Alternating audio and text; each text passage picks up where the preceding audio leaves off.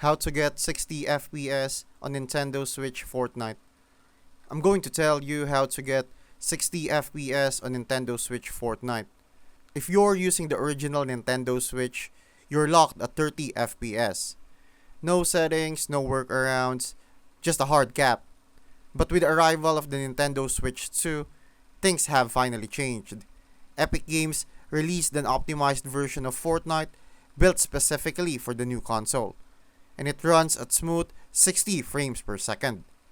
All you need to do is update your Switch 2 and download the enhanced Fortnite version from the Nintendo eShop.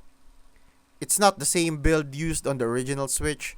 This one comes with better textures, upgraded lighting, and of course, the sweet 60 FPS performance, both docked and handheld. So while old gen players are still stuck at half the frames, if you're on the Switch 2, you're finally getting Fortnite the way it's meant to feel.